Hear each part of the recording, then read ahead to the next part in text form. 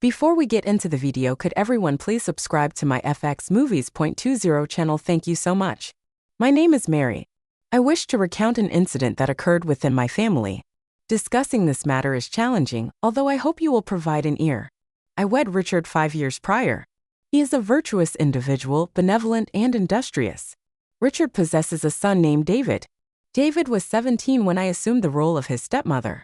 Initially, our conversation was limited. He was reserved, and I refrained from pressing him. I believed he required time to acclimate to my presence. David resided with us following the demise of his mother. During his childhood, Richard worked extensive hours, resulting in David and me spending considerable time at home together. I endeavored to care for him, prepare meals, and create a welcoming environment. One day, I inquired about his day at school, to which David responded, "It was fine," offering no further elaboration. I smiled and affirmed my availability for conversation. He nodded and retreated to his room. As days transitioned into months, David gradually began to confide in me, sharing details about his school, friends, and interests. I was pleased to listen. I desired for him to feel he had someone trustworthy. However, one evening during dinner, while Richard was on a work trip, David gazed at me and remarked, "You are very kind to me." I chuckled slightly and affirmed my concern for David. He gazed at me intently, his eyes conveying a blend of tenderness and gravity. I experienced a sense of unease, although I could not comprehend the cause of my discomfort. David was asked, but he merely shook his head and remained silent. Thereafter, the atmosphere felt altered. David began to allocate more time to my company. He would sit in proximity during our television viewing or assist me with household tasks. Initially, I perceived his actions as mere kindness. However, at times, his gaze elicited an unsettling sensation within me. I reassured myself that it was inconsequential, attributing it to his youth, yet within, I felt differently. I experienced discomfort. One night, while Richard was out late, David and I conversed in the living room. He informed me about his mother. "I deeply miss her," he stated. "She was the sole individual who truly comprehended me." I experienced sorrow for him. I extended my hand and grasped his. "I apologize, David," I stated. "She would take pride in the man you are evolving into." He gazed at me once more with his solemn eyes. "Do you genuinely believe that?" he inquired. "Indeed," I affirmed, "I do." That night, I was unable to sleep. I continually contemplated David and the manner in which he gazed at me. I reminded myself that I am his stepmother. I have affection for Richard, and there is no apparent issue. Yet my heart felt burdened. I was unaware of the reason. I endeavored to maintain normality. I tidied the house, prepared meals, and ensured David's well-being. While within, I was perplexed. David exhibited kindness and gentleness. He assisted me with minor tasks. If I were to drop something, I would promptly retrieve it if I were fatigued. He would assert, "You ought to rest." I shall manage this. While I was preparing a meal in the kitchen, David entered and inquired, "Do you require assistance?" I grinned and replied, "Certainly, you may cut the vegetables." While collaborating, I experienced joy. It was pleasant to have companionship. But then David ceased cutting and directed his gaze towards me. His eyes were gentle, as if he wished to convey something significant. "What is it, David?" I asked. He stated softly that he requested for this property to be transformed into a residence. I couldn't find the right words. Both warmth and trepidation filled my heart. "Thank you," I expressed. "I am pleased that you hold that sentiment." Subsequent to that day, David began to allocate more time and proximity to me. If I occupied the couch, he would position himself nearby. If I were in the garden, he would emerge to converse with me. He consistently expressed sympathetic sentiments. He once said to me, "You are exceedingly compassionate, Mary. I regret that my mother was unable to meet you."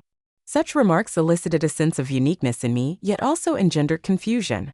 I was uncertain whether I was overanalyzing the situation. "He is merely a boy," I reiterated to myself. Yet one evening, an event transpired that I could not overlook. Richard had departed with his companions. I was reading a book in the living room when David approached and seated himself next to me. He said, "What are you reading?" I presented him with the book, and we had a discussion. We shared laughter over amusing segments of the narrative, and I felt relaxed.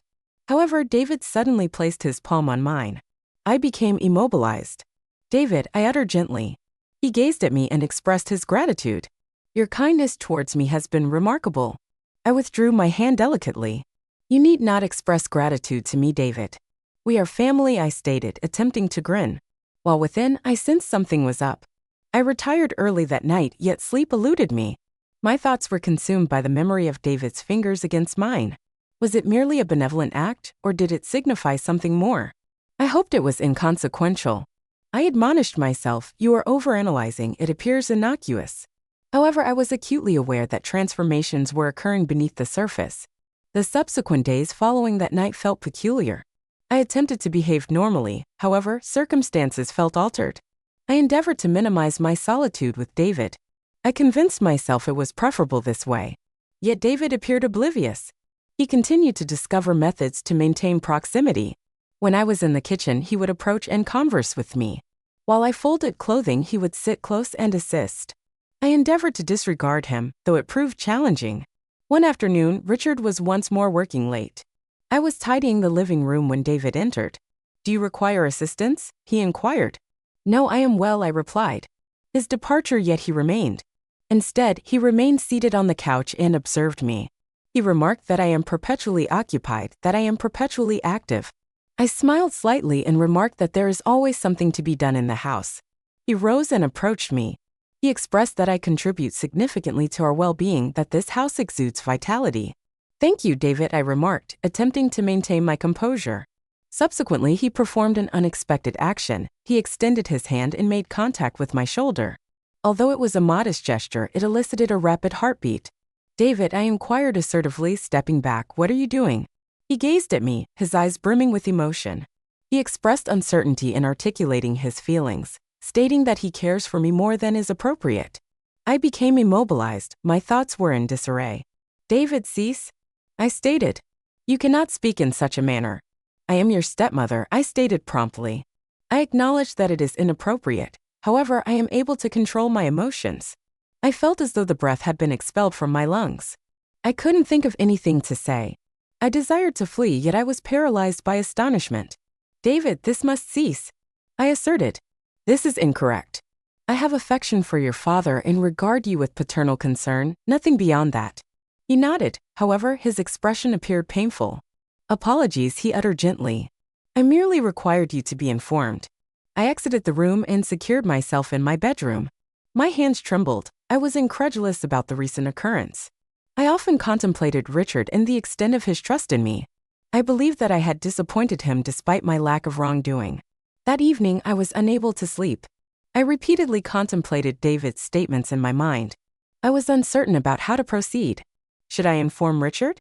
Should I disregard it and anticipate that it will not recur? I chose to remain silent. I reassured myself that David's time of bewilderment was transient and that he would progress. However, I harbored doubts internally. Subsequent to that day, I evaded David to the greatest extent possible. I was unwilling to engage in conversation with him and preferred not to be in his company alone. I assured myself that maintaining distance would restore normalcy. Nonetheless, David persisted in attempting to engage me in conversation. He would inquire, Mary, may we converse?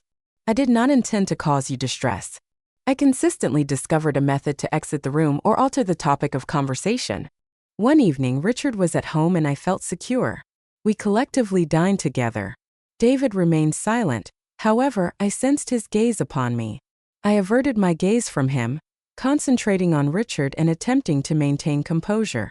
Following dinner, Richard proceeded to his study to engage in work. I remained in the kitchen tidying up. David entered and paused.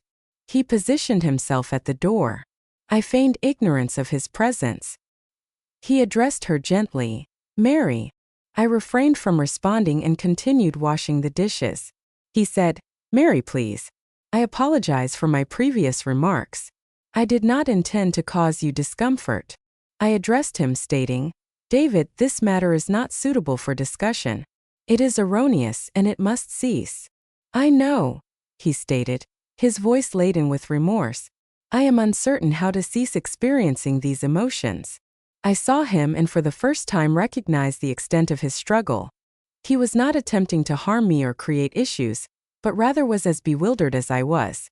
David, I gently expressed, this situation is detrimental for both of us, and urged him to find a way to move forward. I acknowledged his intelligence and potential, emphasizing that he had his entire future ahead of him. He nodded in response but remained silent. Before exiting the kitchen, I exhaled deeply, hoping this would conclude the matter. However, it did not. A few days later, Richard departed for a business trip, and I felt apprehensive about being alone in the house with David, yet I was uncertain how to address it. I refrained from informing Richard, concerned about his perception of me. That evening, David knocked on my bedroom door. I chose not to respond. "Mary," he called from the other side. "I just want to talk." "Go to bed," I replied.